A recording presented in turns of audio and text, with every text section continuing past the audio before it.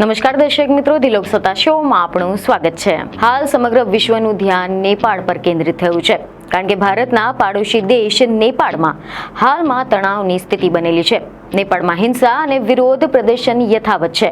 એવા અહેવાલ સામે આવી રહ્યા છે કે નેપાળમાં ચાલી રહેલા જેન ઝી આંદોલનની શરૂઆત 4 સપ્ટેમ્બર 2025ના રોજ થઈ હતી, કે જ્યારે સરકારે કેટલાક સોશિયલ મીડિયા પ્લેટફોર્મ જેવા કે ફેસબુક, ઇન્સ્ટા, યુટ્યુબ, વોટ્સએપ અને એક્સ પર પ્રતિબંધ મૂકી દીધો હતો.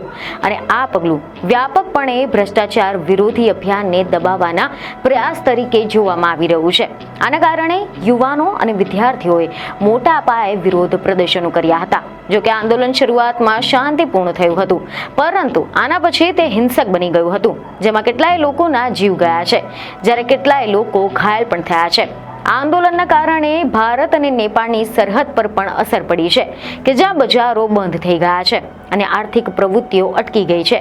ભારત સરકારે નાગરિકોને નોન એસેન્શિયલ ટ્રાવેલ ટાળવાની પણ સલાહ આપી છે અને કેટલીક રાજ્યોમાં હેલ્પલાઇન નંબર્સ પણ જારી કર્યા છે. પરંતુ હવે આ બધાની વચ્ચે એવા ચિંતાજનક અહેવાલો મળી આવ્યા છે કે નેપાળમાં કેટલાય ભારતીય નાગરિકો ફસાયેલા છે, જેમાં પણ ગુજરાતમાંથી સેંકડો મુસાફરો નેપાળમાં અટવાઈ ગયા છે. વિદેશ મંત્રાલયે નેપાળમાં ફસાયેલા ભારતીયો માટે એડવાઇઝરી બહાર પાડી છે. મહત્વનું છે કે દર વર્ષે લાખોની સંખ્યામાં ગુજરાતવાસીઓ સહિત ભારતીયો હવાઈ માર્ગે પાડોશી દેશ નેપાળના પ્રવાસ ખેડે છે, જેમાં પણ ભારતીયો ટોચ ઉપર હતા. મોટા ભાગે ભારતીયો જમીન માર્ગે મુસાફરી ખેડે છે, જેમનો ચોક્કસ આંકડો નથી હોતો. આના માટે ધાર્મિક, પર્યટન અને એડવેન્ચરના પણ ઘણા બધા કારણો હોય છે. જો કે આ સપ્તાહની શરૂઆતથી જ નેપાળમાં રાજકીય પરિસ્થિતિ ઝડપભેર બદલાઈ રહી છે. નેપાળના ઝેનઝીઓએ સોશિયલ મીડિયા ઉપર પ્રતિબંધ તેમજ ભ્રષ્ટાચારનું કારણ આગળ કરીને સંસદ તેમજ સરકારી કચેરીઓના વિસ્તાર સિંહ દરબારમાં પણ આગ ચંપી દીધી હતી. તો બીજી તરફ હાલમાં કૈલાશ માનસરોવરની યાત્રા માટેનો પણ સમયગાળો ચાલી રહ્યો છે, જેમાં ભારતીયો ઉત્તરાખંડ અને અરુણાચલ પ્રદેશના માર્ગો આ યાત્રા કરે છે, જ્યારે અન્ય કેટલાક લોકો નેપાળના રસ્તે કૈલાશના માનસરોવરની યાત્રા કરવાનું પસંદ કરતા હોય છે. જેથી કરીને હાલ તો નેપાળમાં હિંસક પ્રદર્શન દરમિયાન અનેક ભારતીયો ફસાયા હોવાની પણ માહિતી સામે આવી રહી છે. આની સાથે જ એવા અહેવાલો મળી આવ્યા છે કે નેપાળમાં સરકાર વિરોધી જોરદાર વિરોધ પ્રદર્શન બાદ દેશભરમાં રાજકીય સંકટ વધતા ભારતે મંગળવારે કહ્યું કે નેપાળમાં ઘટનાક્રમ પર નજીકથી ધ્યાન રાખવામાં આવી રહી છે અને આશા વ્યક્ત કરવામાં આવી રહી છે કે શાંતિપૂર્ણ રીતે આ મુદ્દાનું સમાધાન આવશે. મંત્રાલયે નેપાળમાં જે હાજર ભારતીય નાગરિકો છે તેમની સ્થિતિ જોતા સાવધાન રહેવા માટે પણ અપીલ કરી છે. ભારત સરકારે પોતાના નિવેદનમાં જણાવ્યું છે કે એ પણ ધ્યાનમાં આવ્યું છે કે અધિકારીઓએ કાઠમાંડુ અને નેપાળના અન્ય ઘણા બધા શહેરોમાં કરફ્યુ લાદવામાં આવ્યો છે.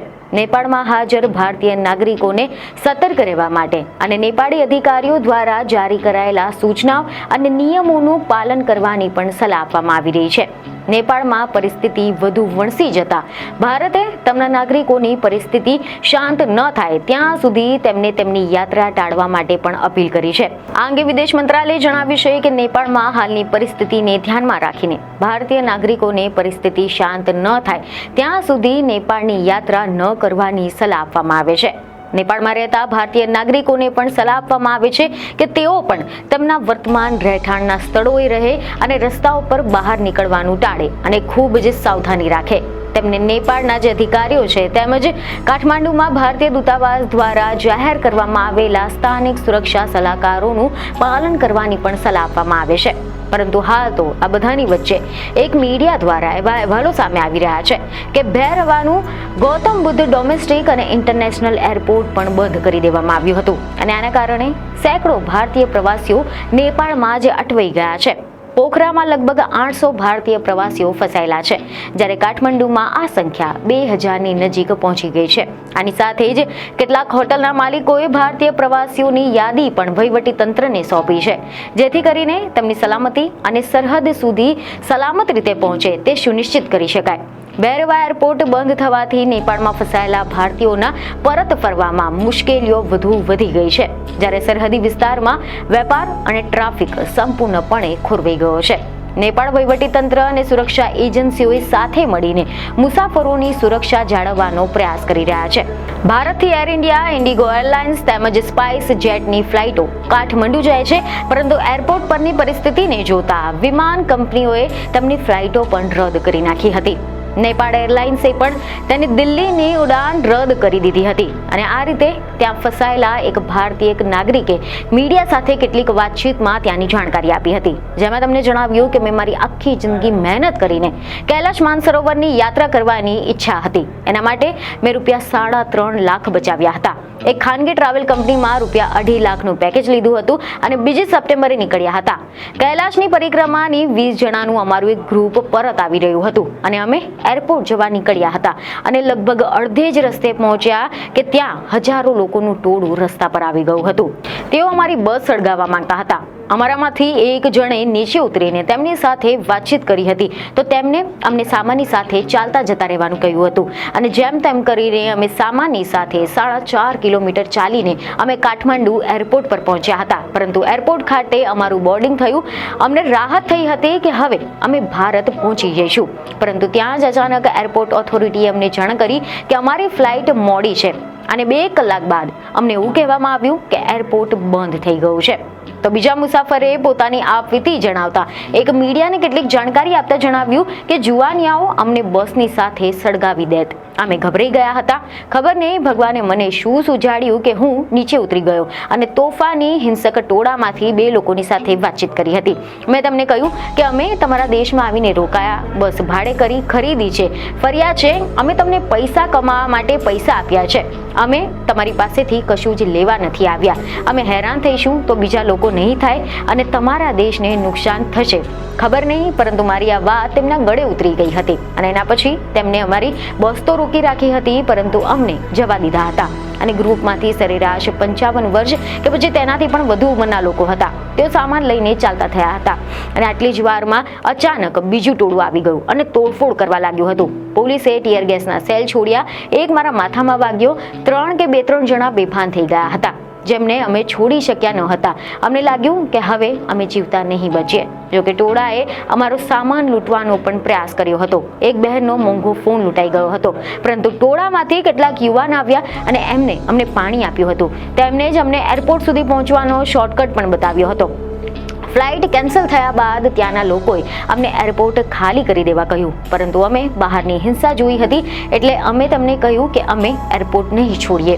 જોકે એટલા જ માટે અમે ત્યાં રહી ગયા હતા અને અમે કંઈ પણ સમજીએ એની પહેલાં જ એરપોર્ટના કર્મચારીઓ પણ ત્યાંથી નાસી છૂટ્યા હતા. પરંતુ અમે એરપોર્ટમાં ક્યાંક સંતાઈને સૂઈ ગયા હતા. અડધા લોકો આખી રાત જાગતા હતા, કારણ કે કોણ ક્યાંથી હુમલો કરે તેની કોઈને જ ખબર ન હતી.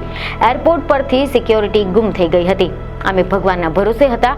એક મારો ફોન ચાલતો હતો એટલે એમ્બેસીમાં ફોન કર્યો અને જેના બાદમાં લશ્કરના માણસો સવારે સાથે એમ્બેસીના લોકો પણ આવ્યા હતા અને તેમને અમારા માટે કોઈ વ્યવસ્થા કરી નથી કે સલામતીની કોઈ ખાતરી પણ આપી નથી. અમે તેમને કહ્યું કે અમને ભારતની સરહદ સુધી પહોંચાડવાની વ્યવસ્થા કરી આપો, એના પછી અમે અમારું ગોઠવી લઈશું, પરંતુ કોઈ જવાબ નથી આપતા. જ્યારે બપોરે 2 વાગે અમે તેમને ફૂડ પેકેટ આપ્યા, પરંતુ અમને બહાર કાઢવા માટેનો કોઈ પણ પ્રયાસ કર્યો ન હતો. મહત્વનું છે કે ગુજરાતમાં મુખ્યમંત્રીના કાર્યાલયથી એવું જાણવા મળ્યું છે કે નેપાળમાં જે ફસાયેલા પ્રવાસીઓ છે તેમજ ત્યાં અભ્યાસ કરતા વિદ્યાર્થીઓની સલામત રીતે પરત આવે તેના માટે મુખ્યમંત્રી સતત વિદેશ મંત્રાલયની સાથે સંપર્કમાં છે.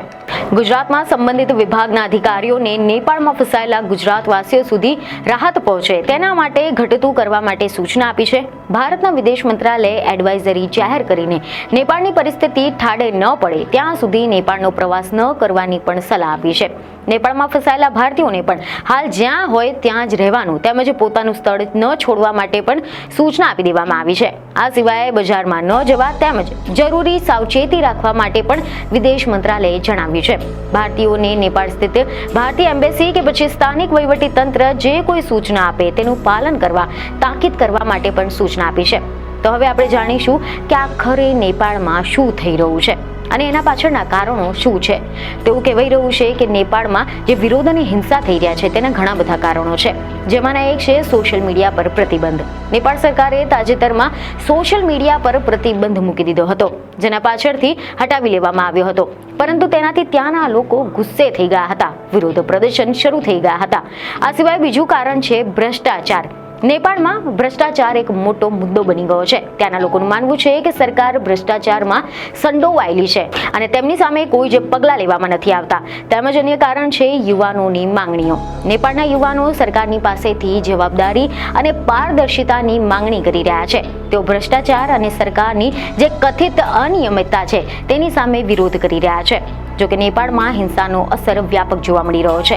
કેટલાક મુખ્ય અસરોમાંનો એક છે જાનમાલનું નુકસાન. હિંસામાં ઘણા લોકોએ પોતાનો જીવ ગુમાવ્યો છે, ઘણા લોકો ઘાયલ પણ થઈ ગયા છે, તેમજ આર્થિક નુકસાન પણ ઘણું થયું છે. હિંસાના કારણે વ્યવસાય અને ઉદ્યોગોને અસર થઈ રહી છે.